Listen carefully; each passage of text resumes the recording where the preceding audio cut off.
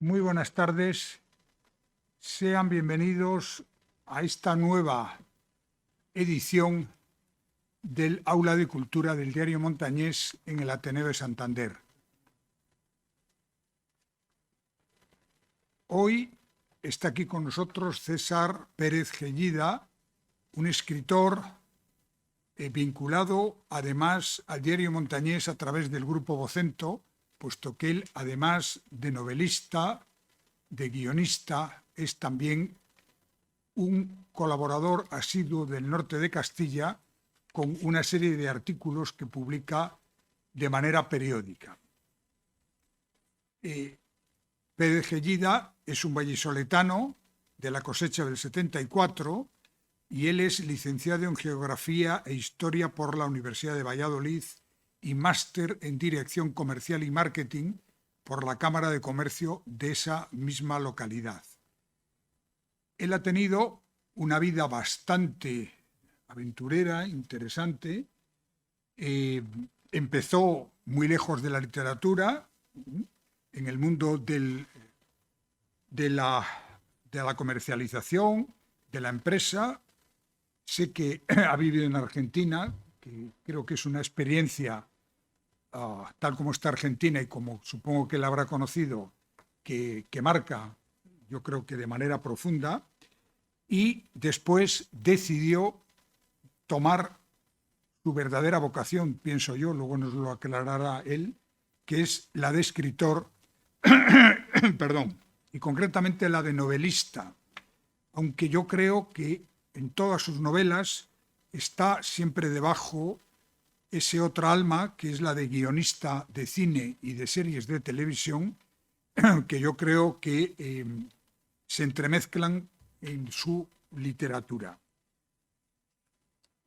Escribe más o menos una novela por año y ahora mismo tiene publicadas, si no me equivoco, 12 novelas, 6 de ellas en 2 trilogías que han tenido muchísimo éxito. Pero yo creo que lo más importante de Pérez Gellida es que es un escritor que ha conseguido atrapar a muchísimos miles y miles de lectores y seguidores que están casi expectantes ante la salida de sus nuevas novelas. Y hoy viene aquí a presentarnos su última publicación. Con nosotros está el presidente del Diario Montañés, Luis Revenga, que además es también vicepresidente de esta casa del Ateneo Santanderino, y como ya ustedes le conocen y es habitual, perdón, Javier Menéndez Llamazares, crítico literario, articulista del Diario Montañés, donde además de crítica literaria escribe de cosas que a mí me parecen tan alejadas como el Racing y el fútbol y estas cosas, porque él es forofo, todo hay que decirlo, y yo creo que entre ambos, y lógicamente con las palabras de Pérez Gellida, que es al que hemos venido a escuchar, pues podemos tener una hora entretenida. Yo decirles que al final del coloquio, perdón, al final de la entrevista, presentación, abriremos un turno de coloquio y también pedirles que quienes quieran que les firme esta última novela, se está vendiendo en la entrada, la pueden adquirir ahora y después se la firmará, que por favor quienes quieren que lo firme vengan por este pasillo para que el resto salgamos por aquí, dado que con las normas anti-COVID es mejor evitar aglomeraciones en los pasillos, etcétera, etcétera. Y por supuesto pedirles que hagan esto que voy a hacer yo ahora, que es dejar el teléfono móvil sin sonido o apagado. Y ya sin más tiene la palabra don Luis Revenga, presidente del Diario Montañés.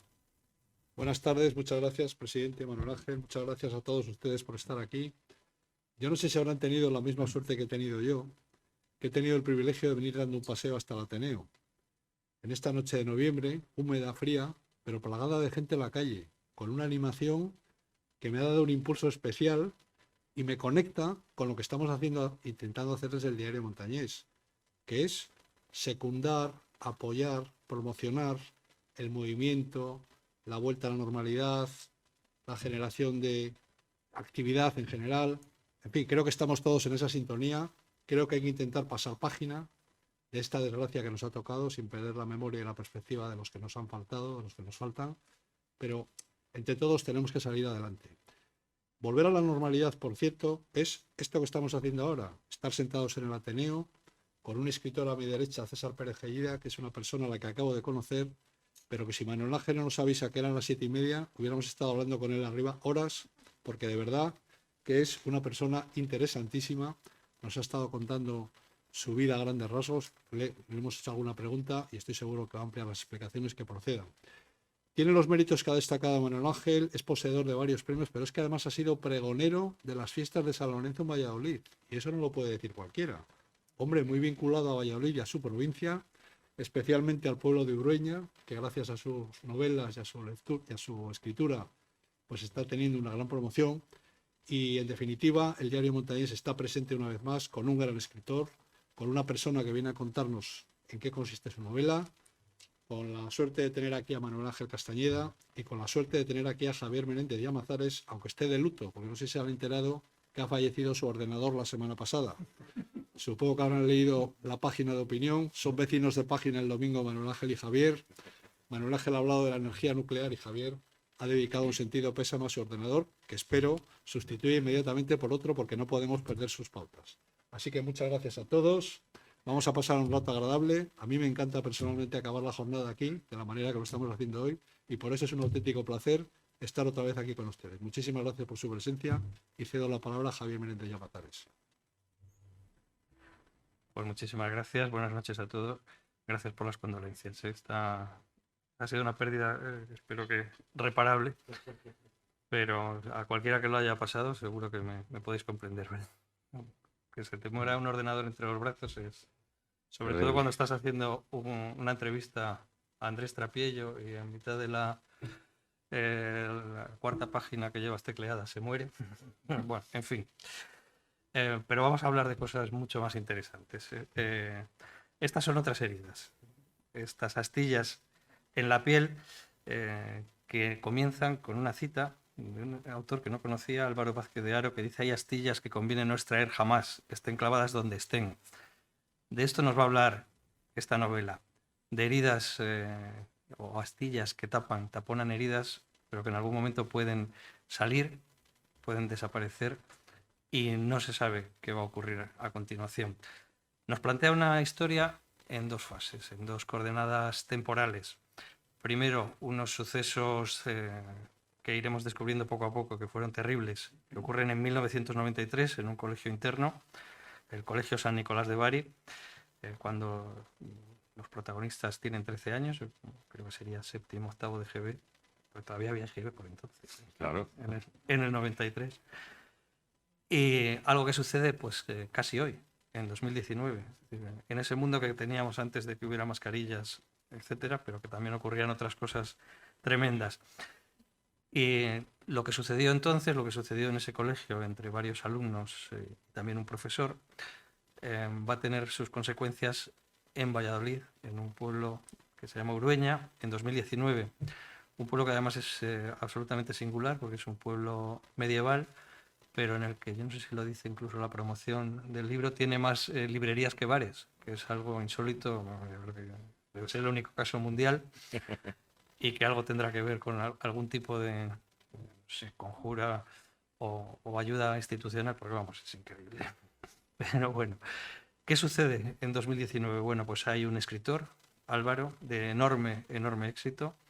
De hecho está completamente, bueno, ya veremos si está basado en la vida de César o no, porque sería muy interesante, pero vamos, un drama tremendo porque en Francia no quieren poner la portada que él quiere y es una cosa, entonces, y el hombre ha tenido que abandonar la comodidad de su ático en la calle Velázquez para acudir a la llamada de un antiguo compañero del colegio y después en la universidad, Mateo, al que bueno, pues va a encontrar muy desmejorado y que lo que va a hacer es empezar a rescatar un oscuro episodio del pasado en el que ambos estaban implicados.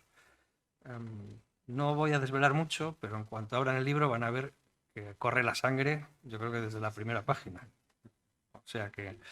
¿Y qué sucede? Bueno, pues que el autor nos lo va a contar después, ¿no?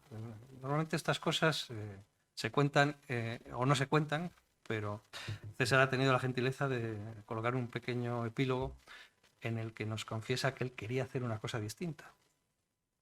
Quería utilizar más o menos los mismos ingredientes, pero hacer un guiso un poco diferente. ¿Y qué ocurre? Bueno, pues que nos plantea una novela en la que en lugar de acudir a una trama policial, acudimos al desarrollo, digamos, psicológico de dos personajes y con el ingrediente fundamental de la dosificación de la información.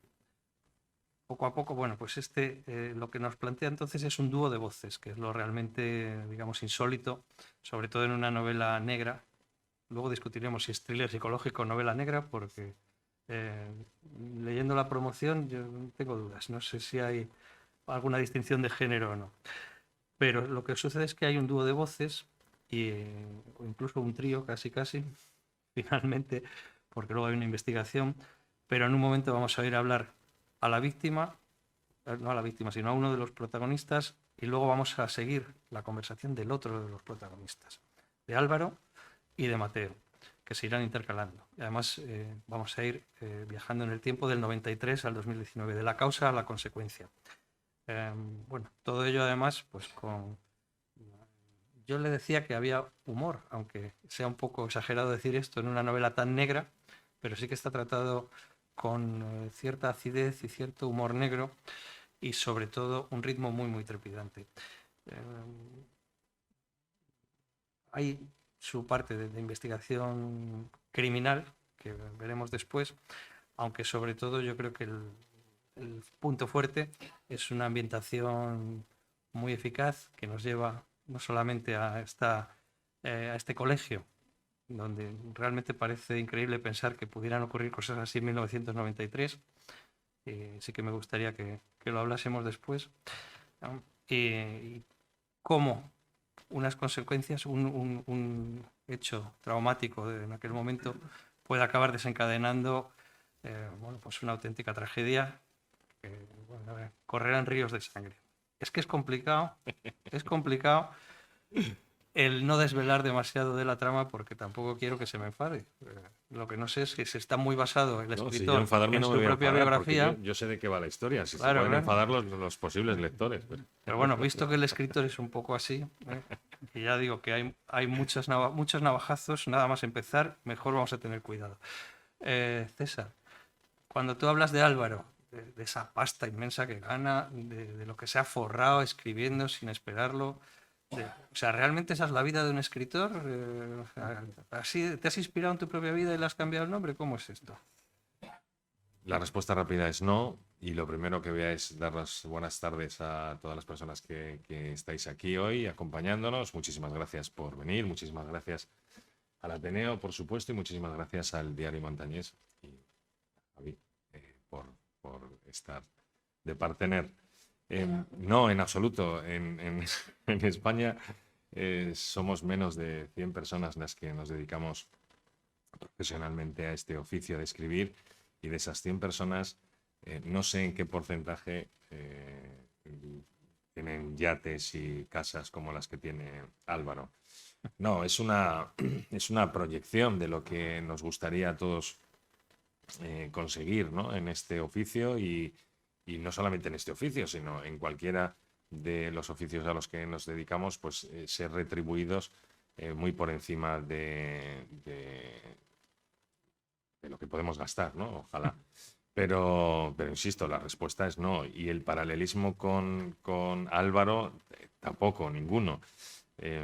Álvaro es cierto que es un escritor de éxito, es un tipo que ha conseguido superar una serie de dificultades, algunas de ese episodio vivido en el internado y otras que le suceden después, y la vida le ha llevado hacia el mundo de la escritura. Pero de verdad que con Álvaro no hay, más allá de que es una creación mía y que lógicamente compartimos ADN y que yo a Álvaro lo he intoxicado y Álvaro me ha intoxicado a mí, no hay un paralelismo, ni siquiera una proyección de lo que a este que está hablando le gustaría ser. Bueno, me quedo mucho más tranquilo, ¿eh? Sin embargo, es muy curioso, el otro de los personajes, uno es Álvaro, otro es Mateo. Digamos, uno es el amigo fuerte y el amigo débil, ¿no? Mateo no es que haya fracasado en la vida, pero tiene un curro absolutamente singular, ¿no?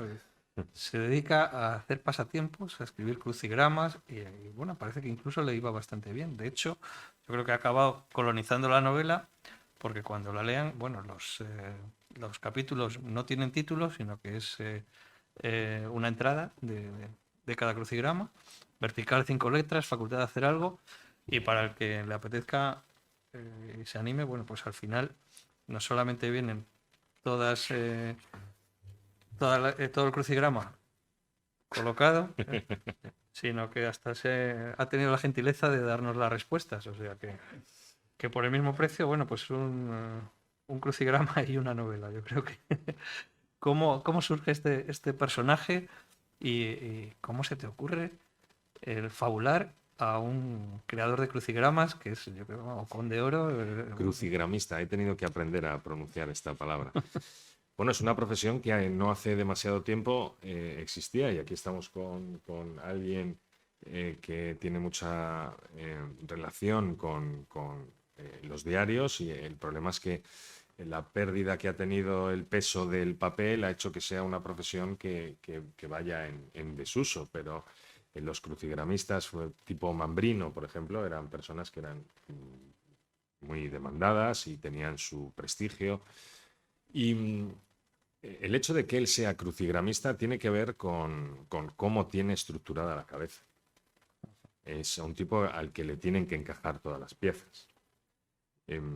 Se ha dedicado a esta profesión porque también la vida le ha llevado a ello y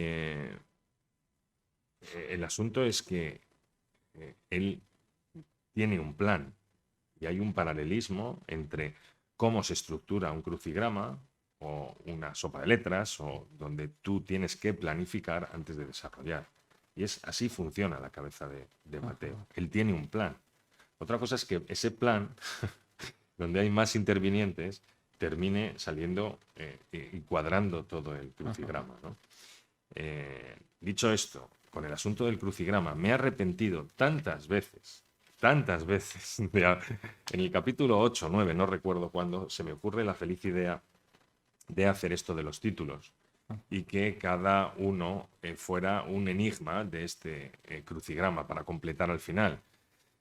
Pero claro, con 6, 8, 10, 12 palabras resultaba sencillo, pero cuando llegas a 30 y tantas palabras, para un tema que es absolutamente estético y que no tiene una relación directa con la trama, sino que es un lazo que yo le he querido poner y que no me he querido rendir y que lo he tenido que hacer, pues la verdad es que me he arrepentido mucho de hacerlo. Pero bueno, ahí está y mi cabezonería me obligaba a continuar con ello y es una forma también de poner una impronta distinta a una novela. Ajá. Bueno, no sé hasta dónde quieres que desvelemos o no. Hay una situación en el colegio en la que están implicados, bueno, se nos habla de una situación, no Sí, sé de si abuso, sí, exactamente mobbing, y luego hay abusos. decir, sí. Sí.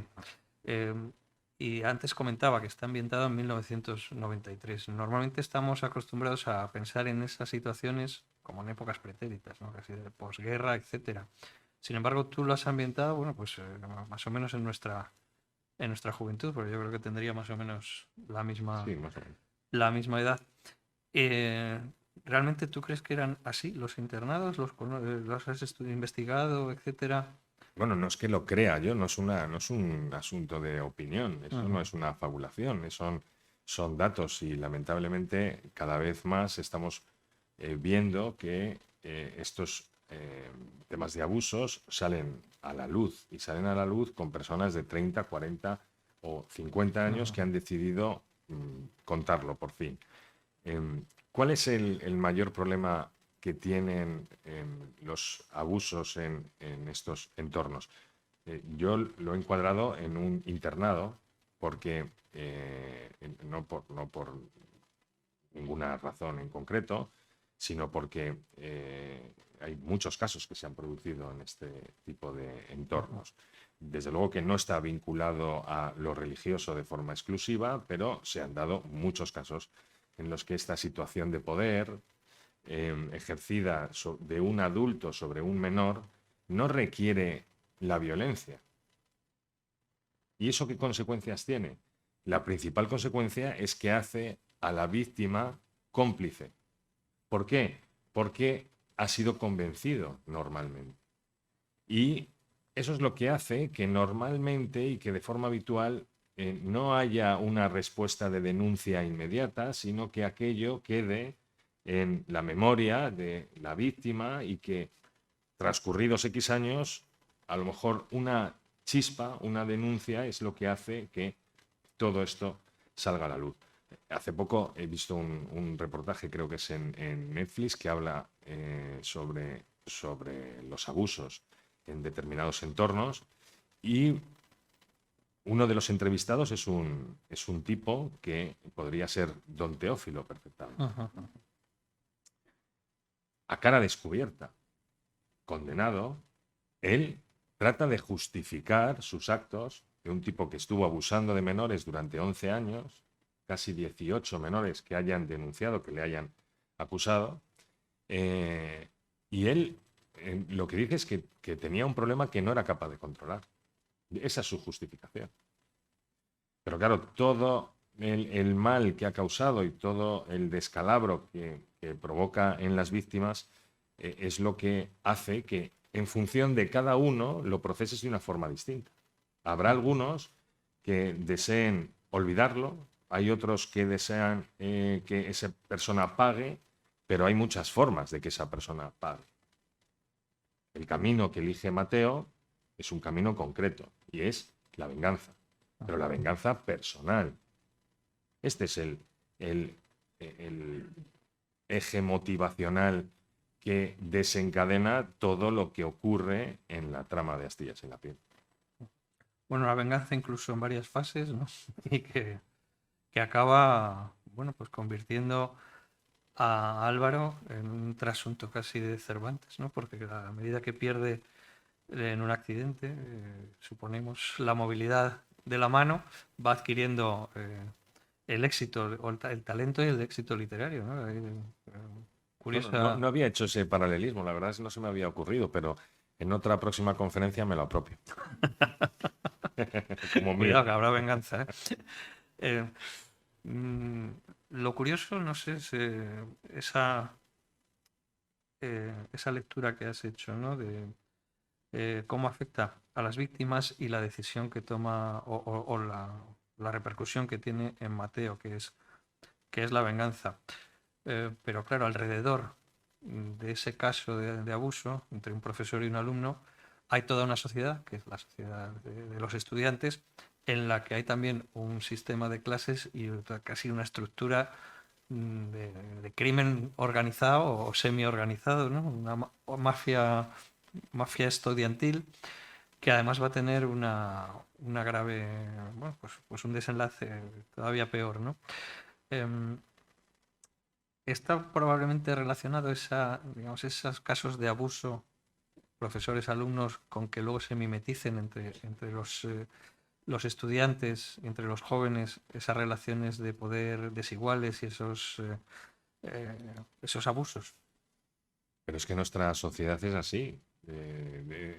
Donde quieras tomar la muestra, te vas a encontrar con que en los distintos perfiles de personas, cuando hablamos de una sociedad o microsociedad, ya sea en una empresa, gran empresa, un colegio o un aula, ocurre siempre lo mismo. Siempre están los que, pongamos, en la cúspide de la pirámide como depredadores, y luego están los depredados, que diría un amigo mío. Pero bueno, es la réplica de nuestra sociedad. En nuestra sociedad tenemos esto mismo llevado al ámbito que queramos. Siempre ha habido abusadores, abusados y de hecho, fíjate, en Álvaro y Mateo, estos dos personajes no están muy bien definidos físicamente. Y es algo buscado por mí. ¿Por qué? Porque me interesa mucho más el perfil psicológico de los personajes y que la parte física la complete el lector. ¿Por qué? Porque todos en nuestra vida hemos conocido un Álvaro y todos en nuestra vida nos hemos cruzado con un Mateo. Y es mucho mejor que complete el lector esa parte física, y me lo han dicho muchos lectores, que en Álvaro veían a tal persona, en Mateo veían a tal otra, y así consigues que el lector empatice o que el lector genere vínculos emocionales mucho más fuertes con lo que les está sucediendo a los personajes. Sí, pero si me permites, no les describes físicamente, pero hay algo que sí haces que nos dibuja, sobre todo a Álvaro en la cabeza, inmediatamente, que es llamarle Schuster. Sí. Es decir, ¿quién no iba a un Pero colegio eso es un en mote, donde había un claro. Schuster, había un Tachenko? Claro. Claro, si es que es un mote que era en aquella época, pues es muy dado, igual que ahora, si yo le preguntara a mi hijo que tiene 15 años, supongo que los motes estarían vinculados con las personas famosas de su entorno social, ¿no? Yo que no manejo, no sé quiénes son los cantantes de rap que le molan y quiénes, estoy un poco descolgado, pero siempre son personas que son fácilmente de identificar por parte de todo el mundo. Entonces, si este tipo tiene el pelo lacio largo, pues entonces ya es Schuster, claro. Bueno, yo creo que a los lectores, nos interesa mucho la mecánica de los creadores. Cómo escribís, de qué manera, cuáles son vuestros hábitos, vuestras costumbres. Yo aquí leo que tú decides, y lo acabas de contar ahora aquí, ponerle título a los capítulos con definiciones de los crucigramas, y hablas de que lo haces a la mitad de la segunda corrección de la novela. Mi pregunta es, ¿corriges mucho? ¿Escribes de una manera metódica todos los días un tiempo? ¿Escribes a ratos, a impulsos? Cuéntanos un poco la mecánica y lo que hay detrás de las bambalinas. Pues es francamente poco interesante porque yo me levanto muy pronto, pero no porque ponga el despertador, sino porque entre las 4 y las 5 de la mañana yo estoy despierto. Hoy, por ejemplo, ha sido antes, a las 3:15 estaba frente al teclado, y es por la ansiedad o la necesidad que tengo de escribir cuando estoy de promoción, porque sé que no voy a tener tanto tiempo, y entonces el cerebro me dice, te tienes que levantar antes, y me levanto antes. Trabajo todas las horas del día que puedo y que me da el cerebro. Normalmente hago un parón a mediodía para hacer algo de deporte, como, y por la tarde, si la cabeza me funciona bien, sigo, y si no, pues siempre tengo muchas cosas que hacer relacionadas con el trabajo, le hace documentación, investigación, otra serie de labores que no son aporrear el teclado. Lo que pasa es que yo no tengo un método como tal en el que me tenga que ceñir a un esquema o a un guión. Yo lo que hago es, tengo un punto de partida, tengo una idea y escribo, nada más. Yo empecé a escribir porque tenía problemas de insomnio y esto me ha marcado mucho mi forma de estructurar, porque lo que hacía en aquel momento para quedarme dormido y no molestar dando vueltas a la persona de al lado era inventarme una historia, y esa historia hacía que me quedara tranquilo, y la retomaba la noche siguiente donde me había quedado dormido la noche anterior. Esa historia fue creciendo y en algún momento decidí pasarla en papel porque quedara atrapada en algún sitio, pero no con la pretensión de que aquello fuera a ser publicado, sino simplemente por asunto personal. Lo que pasa es que estos 6 primeros capítulos de lo que luego fue Memento Mori cayeron en manos de una persona que es Michael Robinson, muy vinculada con el grupo Prisa y con Santillana en aquel momento, y bueno, teníamos cierta relación y me dijo que si terminaba la novela y estaba a la altura de esos 6 primeros capítulos, que él se encargaba de publicarla. Y así fue. Así empecé yo a escribir y el método no ha cambiado. Yo lo único que hago es visualizar muchas veces en mi cabeza la escena y escribirla. Pero luego es que tampoco soy fiel a eso que he visualizado muchas veces, porque si yo encuentro la oportunidad, por ejemplo, de matar a un personaje, lo voy a matar. ¿Por qué? Porque si yo no me lo esperaba y no lo tenía previsto, ninguno de los lectores se va a poder anticipar a eso. Y mi obligación, en este tipo de género, es engañar al lector. Entonces, esto tiene una consecuencia y es que me complica mucho las decisiones que yo tomo sin valorar desde el punto de vista de guión, estructura y argumento. Porque claro, si me cepillo a alguien en el capítulo 7, y es, claro, no te puedes cargar a cualquiera, te tienes que cargar a alguien que le vaya a molestar al lector. Esto es lo importante, porque mi obligación también es incomodar a los lectores. Las consecuencias que tiene es que todo hacia adelante que había planificado ya no sirve. Y desde ese punto tengo que empezar de nuevo a construir. La ventaja que tiene es que en la sucesión de acontecimientos, en mi caso, es muy difícil que el lector se anticipe a lo que va a pasar. Porque si ni siquiera yo lo sé, ¿cómo lo va a saber el lector? ¿Qué pasa? Que el primer borrador, cuando yo termino y lo leo, no tiene una coherencia argumental. ¿Por qué? Porque las decisiones que he tomado al final condicionan hacia adelante y hacia atrás toda la estructura narrativa. ¿Qué hago? Torturarlo una y otra vez, una y otra vez, una y otra vez, hasta que me confiesa lo que yo quiero. Ya está. Entonces, ¿cuántos borradores necesito? 6, 8, 10, 14. Depende de cómo haya ido el primer borrador. Cuando yo termino esta tarea y tengo la seguridad de que aquello tiene una consistencia argumental, es cuando empieza otra fase distinta, que es escribirlo bien. Porque los escritores tenemos no solamente la tarea de contar historias, sino que tenemos la obligación de cuidar el lenguaje, el léxico, nuestro idioma y hacerlo bien. Pero es una tarea totalmente distinta, porque ahí es cuando tienes que sacar la lupa y es cuando tienes que empezar a analizar párrafos, frases, palabras, hasta el sonido de las palabras.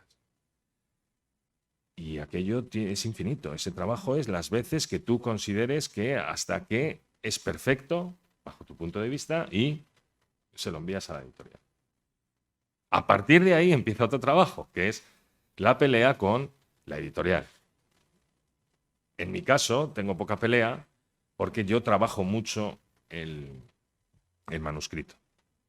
Entonces, que luego hay que cambiar una coma, un punto y coma, no tengo ningún problema. En eso no me voy a desgastar en absoluto. Ahora, sugerencias sobre la trama no se admiten.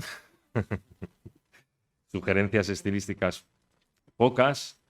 Y al final, yo es un trabajo que admiro, el de la editorial, y es muy necesario porque aquello tiene que quedar muy pulido. Y aún así, después de haber pasado por muchos ojos y muchos profesionales, sale la primera edición y te encuentras ¿con qué? Con erratas. ¿Y te encuentras con qué? Con errores míos también. Por ejemplo, aquí, compañero, me ha dicho algo de una novela en el que es verdad que había un error en la munición. Claro, el problema es que él no trabaja en la editorial. Y hay personas que saben en sus campos, claro, de balística, no sabe exactamente el corrector editorial. Eso es fallo de este señor, que es el que se tiene que documentar y tiene que saber que esto ocurre así. Hay lectores que es mejor no dejarles el libro cerca, entonces, ¿no? Porque... No, a mí me parece fabuloso. Yo todo este tipo de de observaciones es la única forma de aprender. Yo cuando empecé a escribir de criminología, ciencias forenses, sabía muy poco y ahora yo creo que me manejo con determinada soltura. Oye, me ha parecido, aparte de la novela, me ha interesado mucho ese pequeño texto en el que cuentas la historia, la intrahistoria de la novela, ¿no? Mm. ¿Cómo es eso de que uno tiene una idea para una película y acaba siendo una novela? Y me imagino que después, a lo mejor, da otra vuelta, otro giro de tuerca y lo que iba para película, pues puede acabar hecho una serie. ¿Las ideas valen para todo? O sea, cuando te viene una idea de estas de insomnio, ¿ya sabes si va a ser una película, va a ser una serie, No. va a ser una novela? No, hombre, yo tengo muchas ideas. En el cajón tengo muchísimas. Lo que pasa es que buenas tengo muy pocas. Claro. Y tiempo menos. Tienes que elegir muy bien de todas esas ideas, proyectos que tienes en la cabeza, por cuál te decantas. En este caso, es verdad, Astillas en la piel surge por un tratamiento de guión que estoy desarrollando para una de las productoras con las que trabajo normalmente. Y en un acto de egoísmo vandálico decido quedarme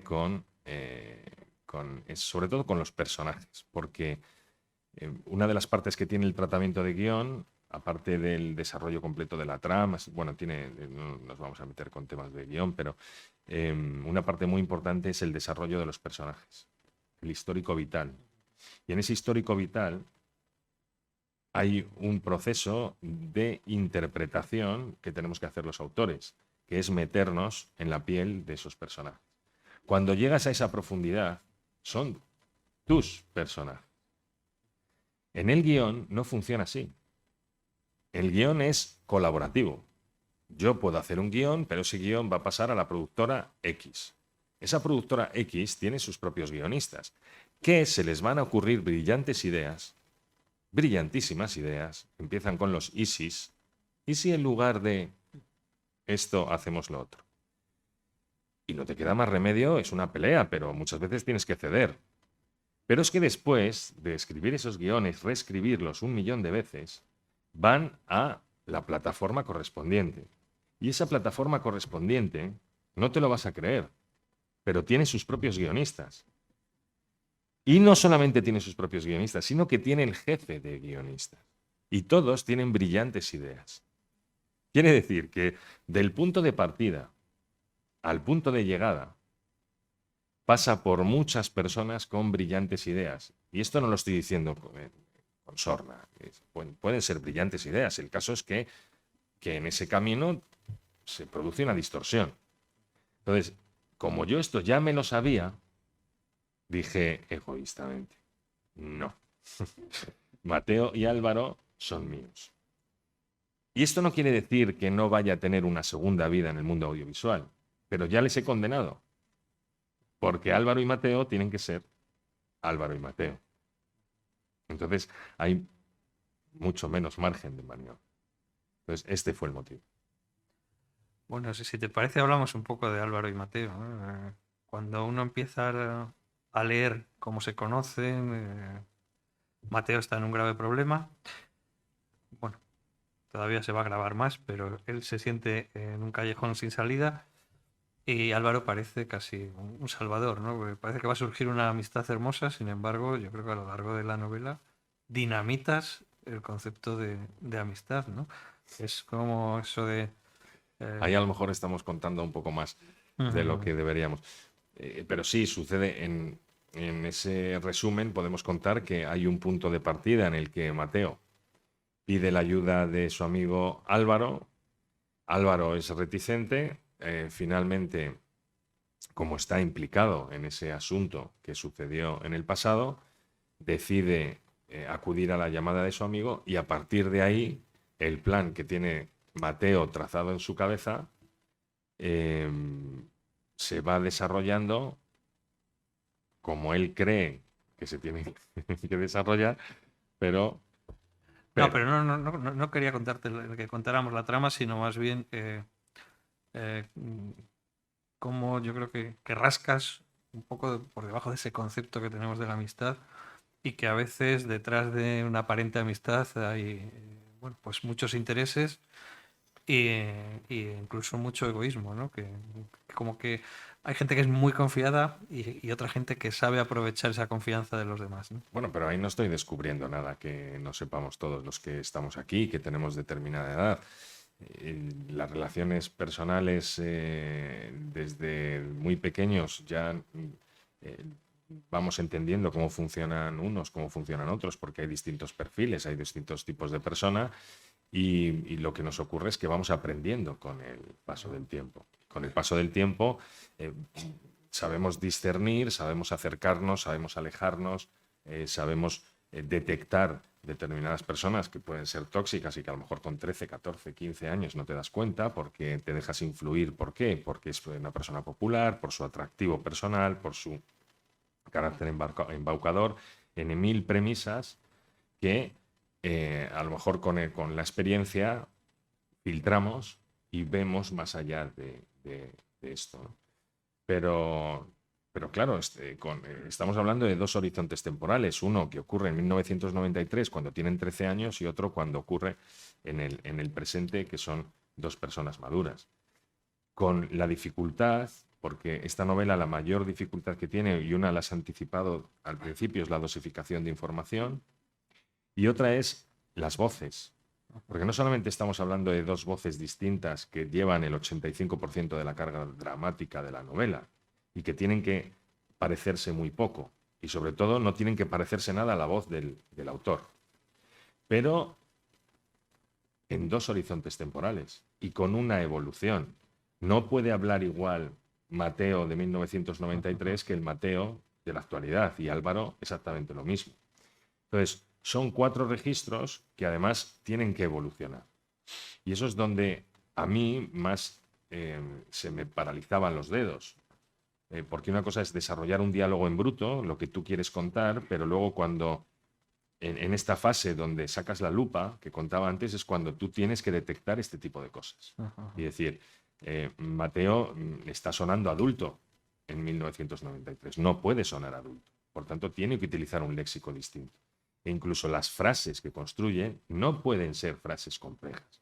Entonces, si hay que utilizar un sujeto verbo predicado, eso tiene que ser en 1993. No puede ser una construcción compleja de un tipo que tiene 13 años, ¿no? Entonces, este tipo de cosas hay que trabajarlas, hay que detectarlas, porque para mí sí era muy importante que se viera esa evolución en estos dos personajes, dado que normalmente en mis novelas trabajo con un elenco muy nutrido de personajes y en este caso solamente son 2 y un tercero, que es el sapo, que es Don Teófilo. Ese tema había que cuidarlo mucho. Mira, volviendo un poco al problema técnico de escribir, tú trabajas en dos áreas que son muy complementarias, pero al mismo tiempo tienen unas diferencias importantes. Una es escribir una novela y otra escribir un guión, o bien para una película o para una serie. ¿Hasta qué punto, cuando tú estás escribiendo una novela, te viene a la cabeza el trabajar como guionista o al revés? Es que aquí solo hay un secreto que es no mezclar. No mezclar, jamás. Si estoy escribiendo novela, solo escribo novela. Si estoy escribiendo guión, solo escribo guión. ¿Por qué? Porque son dos artes absolutamente distintas y no compatibles. No compatibles. El guión tiene una estructura que está fijada desde 1943 y no ha variado, con determinados hitos que hay que cumplir. Y si no, no escribas guión. Esto es así. Porque el guión es una norma universal que se cumple igual en Croacia, en España, en Estados Unidos, con muy pocas variaciones entre la fórmula británica y la fórmula norteamericana. Muy pocas variaciones. En realidad da igual. Pero condiciona mucho, porque en el guión las palabras es el oro, el uso de las palabras. Porque cada página de guión es un minuto de metraje. Entonces tienes que medir muy bien las palabras que usas. Pero tienes que contar tantas cosas como has contado. Por eso las adaptaciones son tan complicadas. ¿Por qué? Porque en una novela no tienes problema con esto. En una novela tienes las dificultades de que no cuentas con el audio ni con el vídeo. Esta es la gran dificultad de la novela, que tienes que transmitir emociones, situaciones con palabras. Pero lo audiovisual te da esas situaciones por la interpretación, buena o mala, de los actores. Los dos tienen ventajas e inconvenientes, pero son muy poco compatibles. Y por eso las adaptaciones, insisto, son tan complicadas. Sobre todo cuando las hacen otras personas que no han escrito la novela, que es el 99,9% de los casos. Y porque, además, los que han leído las novelas no le va a gustar nunca jamás la adaptación. Jamás. ¿Por qué? Porque los personajes los habéis creado vosotros en vuestra cabeza. Y no van a coincidir con el casting, ni aunque hicierais el casting. Claro, esto sucede así, este no es mi Sancho. Van a decir todos si alguna vez llegamos a ver la adaptación de la primera trilogía, por ejemplo, las personas que lo hayan leído van a decir, no, si es que Sancho no es así. No, porque Sancho, y además de forma muy legítima, Sancho es como cada uno lo haya creado en su cabeza. Y pasa igual con Augusto, con Erika, con todos los personajes y con Carapocha. Entonces, es muy difícil, al margen de trasladar toda la trama a minutos. Complicado. Bueno, lo que sí seguro que va a ser así es Urueña, ¿no? Cuando estaba leyendo la novela, me acordaba de una película que se llama Escondidos en Brujas. Sí. ¿Cómo es posible? Sí. Del tarao sí, de Colin Farrell. Sí, y dices, ¿cómo es posible que en Brujas, ciudad preciosa, maravillosa, un crimen aquí? Pues creo que le has dado ciento y raya, porque ¿a quién se le ocurre en Urueña? ¿Cuántos habitantes tiene Urueña? Muy pocos. Que probablemente ni vivan en Urueña, ¿no? Van a abrir las librerías. Sí, bueno, hay habitantes en Urueña menos de 1.000 y en verano se duplica, pero sí es muy pequeño, claro. Vamos, esto es un homenaje en toda regla. O sea, que antes te decía que si te han puesto ya la plaza en Urueña o no. Bueno, no, yo quiero un estadio de fútbol en Urueña. Un estadio de fútbol como Maracaná. Menos de eso no. Bueno, como el de rugby, por ejemplo. Pues entonces, como el de Villarreal, que no va nadie, pues podemos hacer el aeropuerto. No, en Villarreal hay el campo de fútbol, al parecer no está muy lleno. No hay habitantes suficientes para. Claro, suele pasar.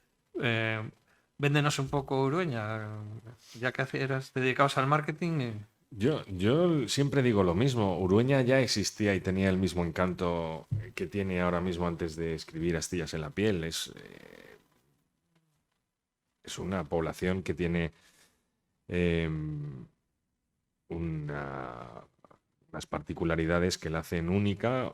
Ya hemos hablado de las librerías, pero es que está situada en un altozano desde el que se domina toda la zona de esa comarca de Castilla, una muralla que se conserva estupendamente, un intrincado de calles medieval con calles súper estrechas, a la que yo añado una preciosa cencellada que por aquí, por Cantabria, no se da mucho, pero por Castilla sí, que es cuando la niebla se congela.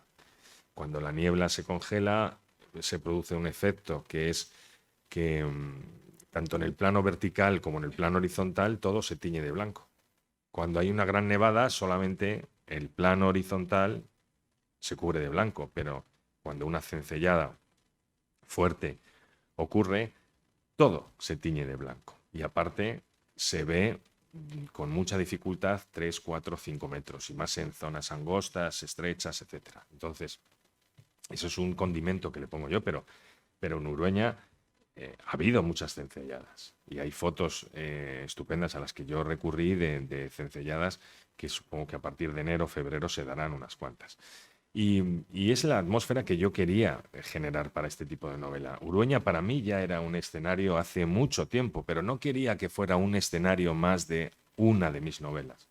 Yo normalmente trabajo con muchos escenarios que voy cambiando porque en las novelas que yo suelo escribir hay una sucesión de acontecimientos muy frenética que interviene en muchos lugares distintos. Yo no quería que Urueña fuera un lugar más en otra de mis novelas. Quería que fuera el escenario único que condicionara también las voluntades de los personajes y por tanto se convirtiera en un personaje más. Y hasta que no ha llegado la oportunidad con Astillas en la piel, con esta trama donde el elemento psicológico es lo fundamental y es el motor narrativo, pues no ha podido ser. Pero el estadio lo quiero igual.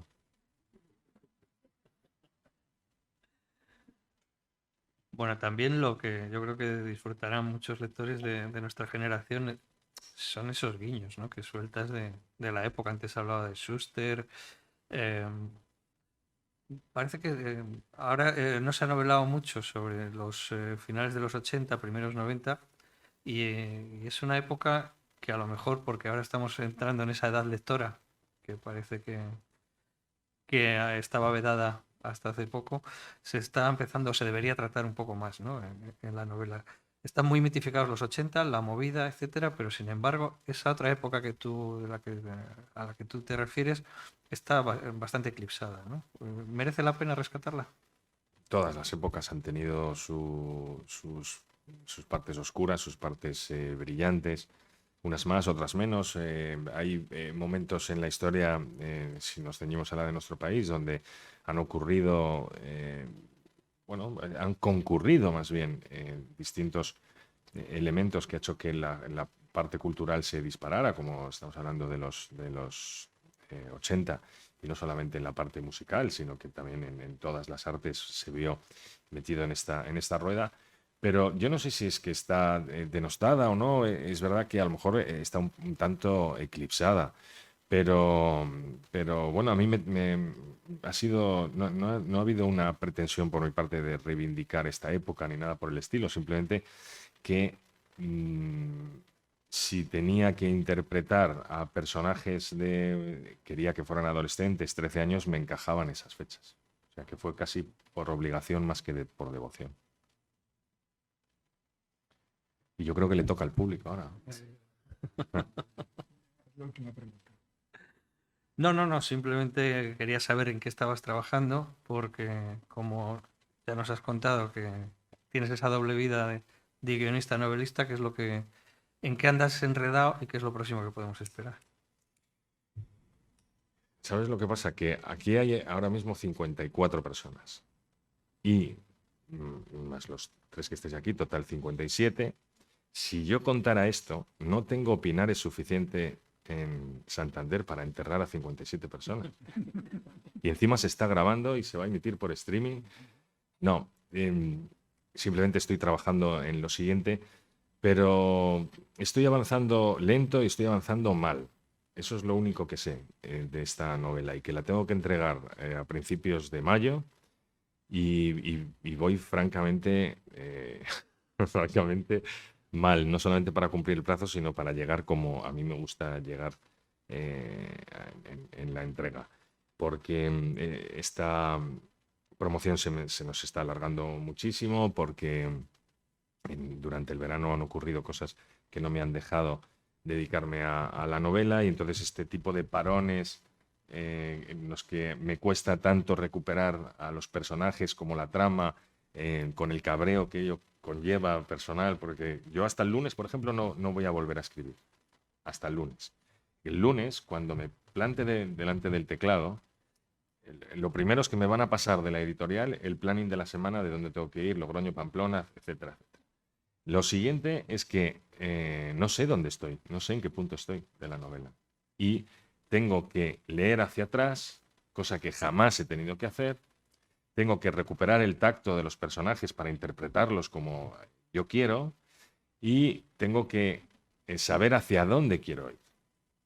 Entonces, todo eso requiere un tiempo que, como encima sé que no tengo, me genera un conflicto. Entonces, la decisión es, ¿qué hago? ¿Escribo o no escribo? un día dije, pues hoy no escribo. Y estuve como 20 minutos con eso. Con hoy no escribo. Y a los 20 minutos estaba delante del teclado. Lo que pasa es que luego me va a tocar correr, corregir y torturar muchísimo. Pero a día de hoy, que llevar el 70-80% del primer borrador, no sé muy bien de qué va la novela. Eso es lo que te puedo decir. Bueno, muy bien. Bueno, antes de... Gracias. Digo que ahora es, como bien ha dicho César, ahora es su turno. Únicamente yo les quiero hacer una recomendación.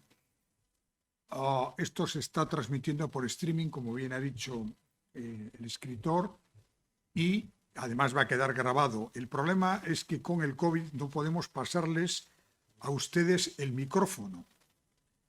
Y por tanto, su pregunta sí la va a escuchar el autor, pero no los que nos están viendo en directo o los que nos vean en diferido. Yo le rogaría, por tanto, que la pregunta fuera lo más concreta y breve posible, y también a César que haga un breve resumen de lo que le preguntan antes de responder. Y a partir de ahora, quien quiera hacer alguna pregunta, por favor, que haga una seña y le damos la palabra. Un campo de fútbol de otra naturaleza. Además de ser pregonero en San Lorenzo, cero café no pagar las copas. Mucha gente va a Valladolid a ver el cero café. Sí, claro que sí. La respuesta es no, no pago las copas en el Cero Café, lógicamente. Soy muy amigo, íntimo amigo de Luis y de Paco, que son personajes reales que salen en mis novelas y que no han alcanzado todavía el estrellato porque no se ha hecho la adaptación audiovisual, pero que sin duda se hará. Y claro, es que es mi casa, el Cero Café. Es mi casa y paso mucho tiempo allí cuando puedo y cuando no puedo lo echo mucho de menos. Pero sí, es un sitio donde yo me siento muy a gusto, donde me han surgido determinadas ideas que algunas he utilizado y otras no. La decisión de no entregar el tratamiento de guión la tomé allí, definitiva. Y bueno, ocurren cosas en el Cero Café. Alguno ya ha estado, ¿eh? Más cosas. Sí,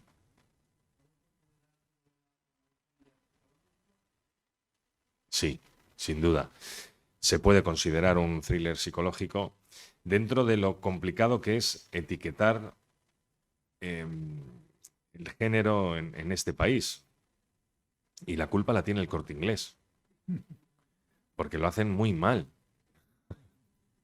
Entonces, tienen a los lectores confundidísimos, porque o todo es novela negra, de repente, todo es novela negra, y ahí entran en esa categoría decenas y decenas y decenas de novelas, o de repente un escritor como yo de novela negra está en narrativa contemporánea. Puede pasar. Pero sí, es un thriller psicológico. Thriller, primero, porque para que sea un thriller tiene que tener el elemento fundamental, es el suspense sostenido desde las primeras páginas hasta el final, y esa condición se da en Astillas en la piel. Y psicológico también. ¿Por qué? Porque aquí lo que prima es el juego entre los dos personajes con el lector y el autor con los lectores. Ese es el juego psicológico. Y por eso hablábamos de la dosificación de información. Porque para que esto funcione, tienes que medir muy bien dónde cuentas las cosas y cómo las cuentas. Este es el secreto. Porque al final es un juego de prestidigitación. Para que yo cumpla mi objetivo de engañarte a ti, tengo que estar mostrándote algo aquí para captar tu atención, pero no tengo que ocultarte lo que está sucediendo aquí. Simplemente esto tiene que llamar más la atención que esto. Es así la prestidigitación. Ocurre cuando te hacen trucos en la cara de cartas y te lo hacen 15 veces y las 15 veces caes. ¿Por qué? Porque saben captar tu atención. Pues esto es exactamente igual. ¿Sí? sí.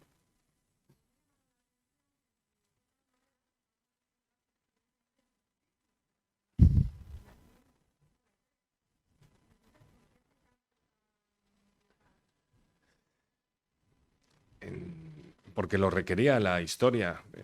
Sí, ¿por qué hay tan pocos personajes en esta novela cuando acostumbro a manejar un nutrido elenco en las precedentes? Porque la historia no tiene nada que ver, o la estructura de la trama no tiene nada que ver con las novelas anteriores. No necesito muchos personajes, no puedo crear el engaño con muchos personajes. El engaño lo puedo crear cuando hay dos personajes que entre ellos está ocurriendo algo que tú no sabes. Pero si empiezo a contar con más intervinientes, no soy capaz de captar tu atención para lo que quería que contaba antes de la prestidigitación. Entonces, realmente, con dos personajes me valdría. Hay un tercero, que es don Teófilo, que interviene de manera muy puntual y que es, digamos, el que dinamiza. Pero claro, no quiero contar demasiado porque habrá gente que no se lo ha leído y me puedo equivocar.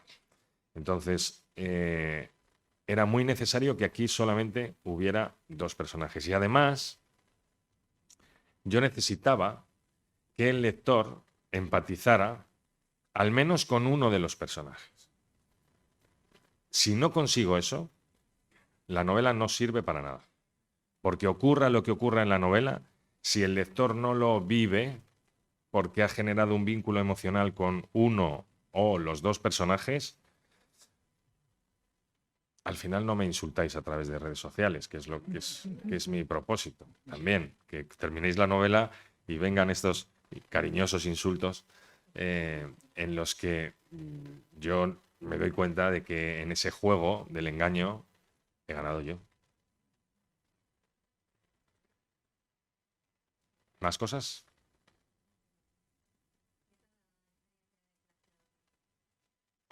¿Qué tal la experiencia de Valladolid? Pues maravillosa, la verdad. Y además te agradezco que hagas la pregunta porque todo lo que sea hablar de Valladolid a mí me emociona. Es un proyecto que nació con la idea de hacer una Semana Negra en Valladolid, pero que después entre Dolores Redondo y yo hemos ido modificando con el propósito de hacer un certamen literario multigénero y que este año ha sido la primera edición, lo hemos hecho en el Castillo de Fuensaldaña, donde lo vamos a hacer en otras ediciones. Es un marco absolutamente maravilloso, con un cartel muy potente y con la sensación de haber hecho muy bien las cosas. Nos queríamos equivocar muy poco en esta primera edición, teniendo además en cuenta que teníamos problemas de aforo, teníamos problemas de restricciones y el único pero que yo me llevo es la cantidad de gente que no ha podido estar en Valladolid. Tuvimos el primer día todas las entradas disponibles que se agotaron a las 12:30 de la mañana. Empezamos a las 9 y a las 12:30 de la mañana ya me avisaron para decirme que no había entradas disponibles. Y al final hemos tenido más de 6.000 solicitudes. 6.000 solicitudes, lo cual para nosotros pues ha sido un éxito absoluto. Luego la retransmisión en streaming, en directo hemos tenido más de 11.000 personas. Y eso estamos hablando de literatura, ¿eh? No estamos hablando de cine ni de un concierto, estamos hablando de literatura. Está muy por encima de los objetivos que nosotros nos habíamos marcado. La repercusión de medios también ha sido muy buena, fundamentalmente, y esto hay que reconocerlo, a nivel local y regional, pero también hemos tenido presencia a nivel nacional y nuestro propósito es que sea la alfombra roja de las letras españolas. Este es el objetivo. ¿Cuándo lo vamos a conseguir? En la siguiente edición, que será Literatura y Vino, no lo creo, pero a lo mejor en la tercera, en la cuarta, que será la cuarta, a lo mejor es Literatura y Sexo, y ahí sí que captamos bien la atención de los medios. Muy bien. Pues si no hay más preguntas, procede despedir con un gran agradecimiento, tanto por parte del Aula de Cultura del Diario Montañés como del Ateneo y de ustedes como público y los que nos están viendo a través de streaming a César Pérez Gellida, que yo creo que ha tenido una intervención no solamente brillante, sino convincente. Y ahora decirles que en la entrada se está vendiendo esta novela, que ustedes la pueden adquirir y estoy seguro que ahora César firmará ejemplares a quienes lo deseen. Y muchísimas gracias por su asistencia y infinitas gracias a César Pérez Gellida por su presencia hoy aquí en Santander. Muchas gracias. Un placer.